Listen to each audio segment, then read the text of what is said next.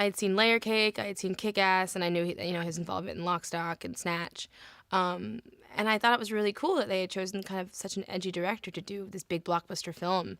And he's definitely one of the reasons that I signed on, that, I think he's going to make it so much more than just another action movie. He's a really talented filmmaker, and he loves film and cinema. He just has a real respect for it. So I think he's going to try and make this a proper film as opposed to just things exploding.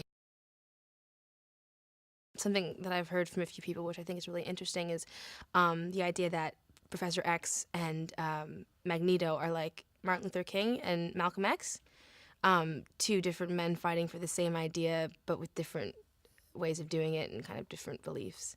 How later Magneto turns against the humans, and Professor X wants to work with the humans. It's interesting. I thought it was interesting. Anyone who's ever felt different, really, anyone who's ever felt like an outcast, it's the same thing.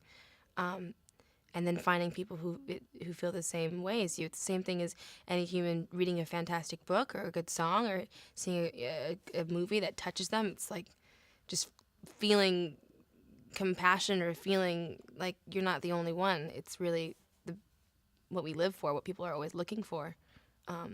So I think it's really the basis of any kind of story is people finding each other, finding someone to relate to. I'm having a fantastic time, and the cast is incredible. I mean, there's not one person that I don't adore, and we all really do hang out, and it's a really light energy on set. And it's funny because it really sometimes will feel like, I don't know, we're just hanging out, eating lunch, like goofing around, everyone's making jokes, then all of a sudden we're on this crazy set with special effects, and it's kind of like, oh wow, this is crazy that, we're not just sitting in a cafeteria, we're at Pinewood Studios in London shooting X-Men. It's nuts.